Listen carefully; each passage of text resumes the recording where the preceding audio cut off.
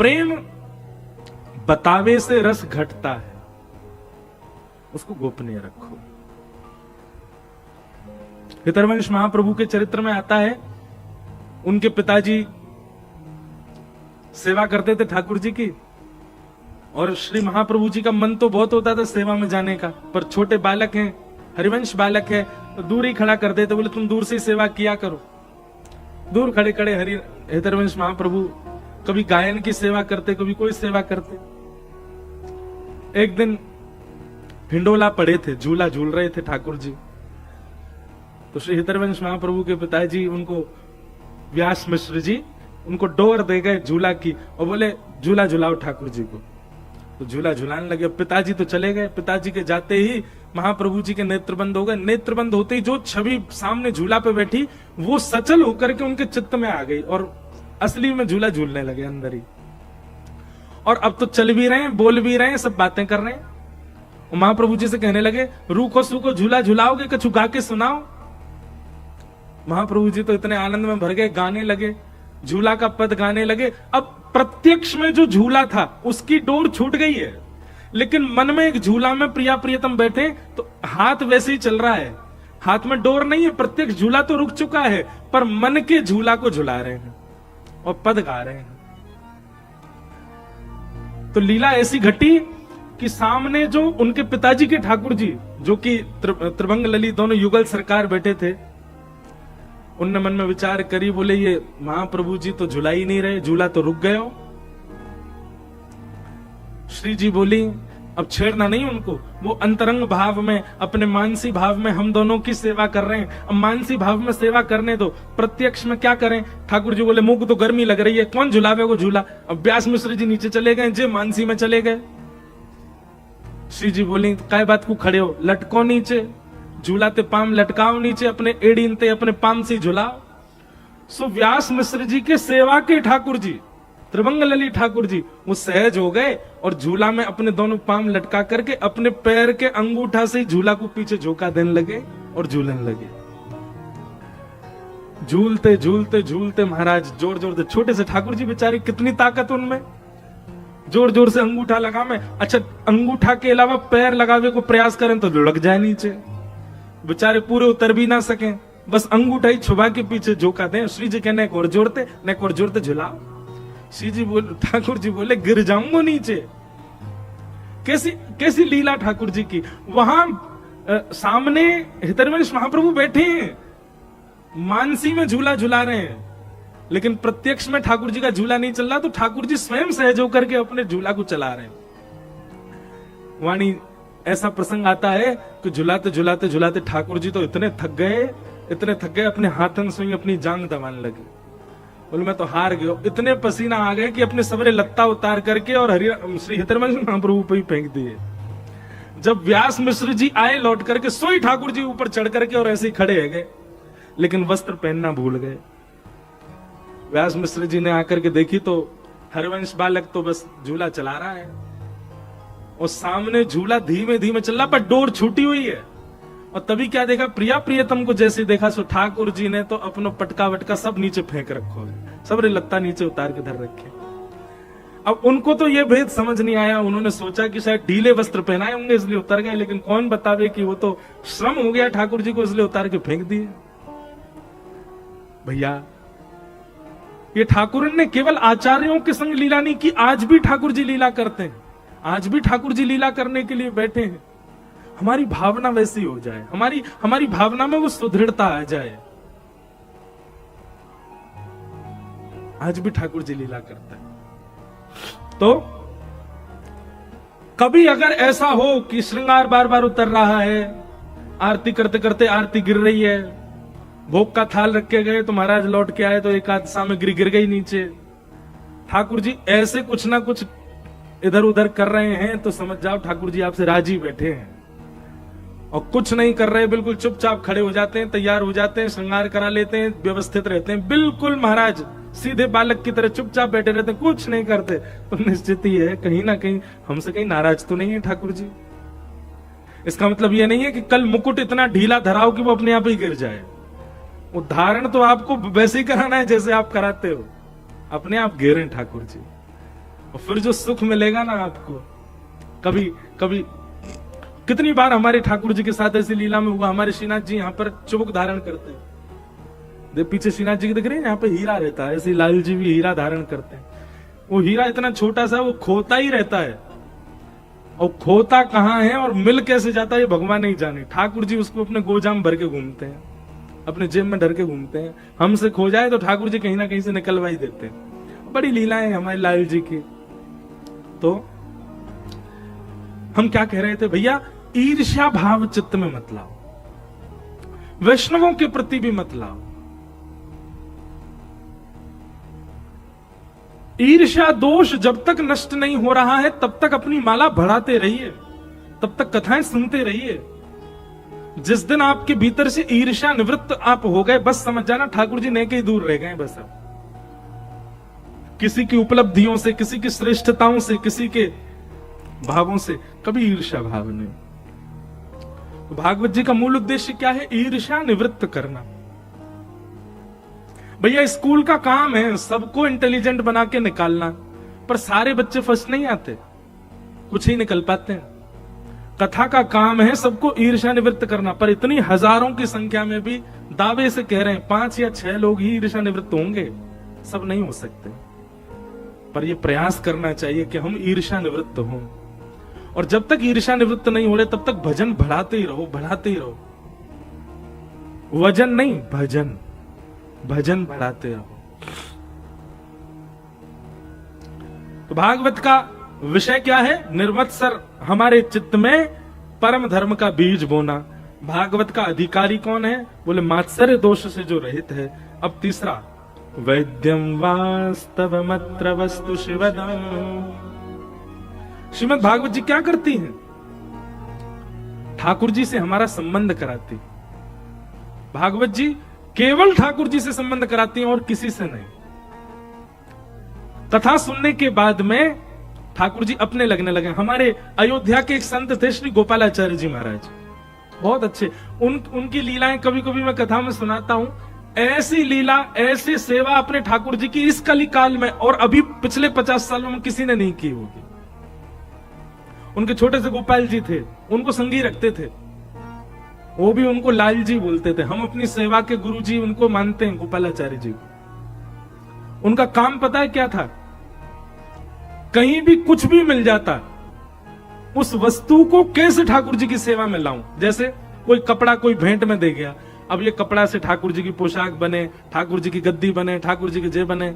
कोई कुछ दे गया, कोई कुछ देगा, वो हर वस्तु को तोड़ मरोड़ करके कैसे भी अपने लाल जी की सेवा में लेके आते थे। गोपालाचार्य जी परम विद्वान थे। वे अपने एक प्रवचन में कह रहे थे कि भैया, सब लोग इधर देखो। वे अपने एक प्रवचन में कह रहे थे कि जैसे आप अपने छोटे बालक को जब जैसे जैसे वो बड़ा होता है उसको बोलना सिखाते हो, मैया बोलो, पापा बोलो, चाचा, दीदी आ जाए तो बोलते दीदी, पर उसको हम धीरे धीरे बोलना सिखाते हैं। जैसे ही वो बालक पहला शब्द उच्चारण करता है, पापा, पूरे घर में कितनी खुशी होती है, कितना आनंद होता है। फिर वो बोलने लग जाता दीदी, ऐसे करके वो 2-4 शब्द बोलना सीख जाता है, और कुछ समय बाद वो थोड़ी तोतली वाणी में बातें बनाना शुरू कर देता है, कुछ का कुछ बोलता है। लेकिन कुछ आयु के बाद वो इतना बोलता है, इतना बोलता है कि फिर माता जी छड़ी लेके ही दौड़ती हैं कि शांत हो जा, बोलता ही क्यों रहता है तू, शांत क्यों नहीं होता है। उसको पहले से समझाना पड़ता, देख बच्चा, आज घर पे हमारे मेहमान आ रहे हैं, आज बोलना नहीं, हाँ, उनके सामने चुपचाप रहना, ज्यादा नहीं बोलना। तो वो ऐसा ही उदाहरण देते थे गोपाल जी के लिए। बोले भैया, जब भी गोपाल जी के सामने जाओ, परिवार का हर सदस्य अपने आप को कुछ बना के जाए, और ठाकुर जी से जाके गए, जय जय, जो भी आप अपने ठाकुर जी को बोलते, गोपाल जी, गोविंद, माधव, जो भी बोलते हो वैसे कह के बुलाओ, और अपना परिचय दो। चाचा आए, चाचा बोलो, चाचा। एक बार बोलो, 2 बार बोलो, 3 बार बोलो। अपना परिचय दो ठाकुर जी को कि आप कौन हो, और उनसे कहो कि वो बोलें। और फिर ये नियम कैसा रखो, जैसे छोटे बालक जब थोड़े बहुत बोलने सीख जाते हैं तो उसके पिताजी जैसे ही घर से जाते हैं तो बालक दौड़ता दौड़ता जाता है, रोता है, मुझे भी लेके चलो। तब पिता क्या करता है, बोले उसको बहला देता है, वो तेरे लिए चीजी लाऊंगा, शाम को गुब्बारा लाऊंगा, तेरे लिए ये लेके आऊंगा। तो बालक उस भावना से रुक जाता है कि मेरे लिए कुछ लेके आएंगे। बोले ऐसे ही अपना परिचय देने के बाद में घर से निकलते समय अपने ठाकुर जी को कुछ लोभ देके जाओ। आज ठाकुर जी आपके लिए रबड़ी लेके आएंगे हम, हैं आज आपके लिए रसमलाई लेके आएंगे। गोपालाचार्य जी महाराज, सिद्धांत के परम विद्वान, परम पूजनीय श्री राम सुखदास जी महाराज, ऐसे ऐसे आचार्य जन आज्ञा करते हैं कि ठाकुर जी से वार्ता किया करो, ठाकुर जी से चर्चा किया करो। एक दिन ऐसा होगा कि आप जाकर के ठाकुर जी से कहोगे हम बाजार जा रहे हैं, बताओ क्या लेके आए। ठाकुर जी कहो तो आपसे बोल दें कि सुनो बाकी सब तो अशुद्ध बनता है, कहीं से बढ़िया दूध की मावा की कोई रबड़ी लेके आओ, हमारे लिए मावा का कुछ मिष्ठान बनवा के लाओ। किसी ना किसी दिन ठाकुर जी आपको अपने आप संकेत करेंगे कि मुंह को ये खाने की इच्छा है रही, मुंह को लेके आओ। और बताऊं दूसरी बात क्या, आप बाजार में जाओगे तो बाजार में संसारी व्यक्ति का मन कैसा होता है, उसका मन ललचाता अपनी जीव के लिए, छोले कुलचे बनने, ओहो मुझे खाने। लेकिन जब व्यक्ति वैष्णव हो जाता है ना, तो उसके मन में जो कुछ भी आता है वो यही विचार करता है मेरे गोपाल जी की इच्छा हो रही है। इसका मतलब ये नहीं दुकान से खरीद के ले जाओ, वैसे तो वैष्णव को चाहिए जो मन में आवे गोपाल जी की इच्छा माने और स्वयं जाके उसको सिद्ध करे। बाजार से सामग्री ले ले पर सिद्ध अपने हाथ से करे, और फिर ठाकुर जी को पवाए।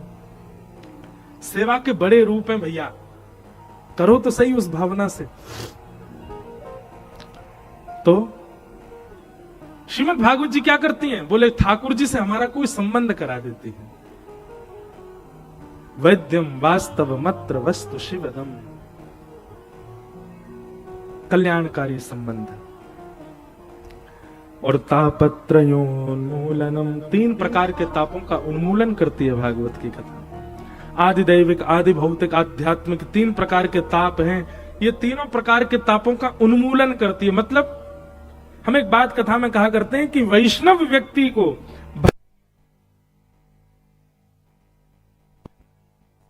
नहीं आते, उसके जीवन में कष्ट आते हैं, पर संसारी व्यक्ति कष्ट आने पर जैसे विलाप करता है, कष्ट आने पर जैसे रोता है, कष्ट आने पर जैसे उस कष्ट के लिए अपनी छाती पीटता है, वैष्णव व्यक्ति अपने जीवन में आने वाले कष्ट पर कभी विलाप नहीं करता। वैष्णव व्यक्ति अपने जीवन पर आने वाले कष्ट का कभी रुदन नहीं करता, उसको स्वीकार करता, सहर्ष स्वीकार करता। पारिवारिक संकट आ गया, मानसिक संकट आ गया, देह का संकट आ गया, वो हर स्थिति में प्रसन्न नहीं रहेगा। सब ठाकुर जी की कृपा है, ठाकुर जी अनुग्रह कर रहे हैं मेरे ऊपर, ऐसी भावना रखता है। अब आज के लोगों को यदि 1000 रुपया उन्होंने मंदिर में चढ़ाया और पुजारी जी ने बदले में माला नहीं फेंकी, ऊपर से प्रसाद की डलिया नहीं दी, तो कितना बुरा लग जाता है। पर उस समय में जब बादशाह अकबर की पत्नी ताज बेगम, उसको मंदिर में घुसने से मना कर दिया था। क्यों? बोले आप मंदिर में प्रवेश नहीं कर सकते, मर्यादा के खिलाफ है। तब उनको एक खिड़की से दर्शन कराया ठाकुर जी का, और खिड़की से दर्शन करके भी इतनी आनंदित हो गई। प्रेम चित्त में होगा ना तो आपको कभी भी ये नहीं लगेगा कि मुझे कितने समीप ठाकुर जी के ले जाया गया। प्रेम जब चित्त में होगा तो दूर से भी प्रेमी दिख जाए ना तो भी मन में संतोष हो जाता है। प्रेम वो नहीं कि प्रेमी के बहुत समीप जाने की इच्छा हो, प्रेम वो कि जहां से प्रेमी दिख जाए, सुखी दिख जाए, प्रेमी उसमें प्रसन्न है। ताज बेगम ने फिर, बड़ा चरित्र है कि ताज बेगम ने फिर वापस गई, बादशाह के साथ रहने लगी, पर उनको विरह होने लगा। तो एक दिन उन्होंने अपने बादशाह से कह दिया कि मुझे तो आप वृंदावन ही भेज, तो मैं नहीं रह पाऊंगी। बोले उस वृंदावन में जाके क्या करना जहां तुमको मंदिरों में नहीं जाने दिया जाता।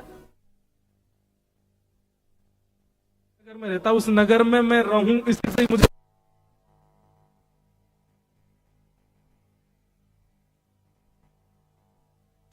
मंदिर से दर्शन करके आने वाले दर्शनार्थियों को बैठ करके पूछती थी आज श्रृंगार कैसा है, आज वस्त्र कैसे हैं, आज माला कैसी है, कानों में कुंडल कैसे पहने, मुकुट कैसा पहना हुआ है। और दर्शनार्थी जब बताता उसी की भावना बनाती। आज अच्छा पीली पटका पहना, बोले हाँ। इत्र की सुगंधी कैसी थी, बोले आज तो गुलाब का इत्र लगाया ठाकुर जी ने, बोले अच्छा। मन ही मन छवि बना ली थी।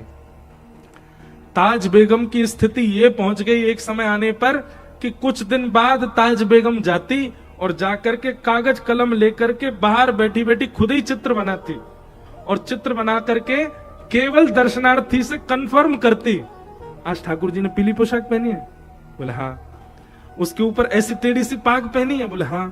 बोले पाग पर ऐसे सुंदर मोती लहरा रहा है? बोले जी। आज ठाकुर जी ने मयूर आकृत कुंडल पहने? बोले जी। ठाकुर जी ने पांव में मोती के नूपुर पहने हैं? बोले जी। और फिर वो चित्र दिखाती, बोले ऐसे ही लग रहे हैं? बोले हाँ बिल्कुल ऐसे लग रहे हैं। अब तो ताज बेगम इतनी प्रसन्न रहती, मैं जैसा अब विचार करती हूँ ठाकुर जी वैसा ही श्रृंगार करते हैं। ऐसी स्थिति हो गई ताज बेगम की। प्रेम की अवस्था इतनी पहुंच गई कि अब उनको आवश्यकता नहीं है मंदिर में जाने की, वो बाहर बैठे बैठे चिंतन कर लेती हैं और वैसे ही ठाकुर जी बन जाते हैं। सोनू दिल जानी मेरे, ताज बेगम का पद है। सोनू दिल जानी मेरे, दिल की कहानी, सुनो दिल जानी मेरे, दिल की कहानी। तेरे हाथ हूँ बिकानी, तेरे हाथ हूँ बिकानी, बदनाम भी सहूंगी।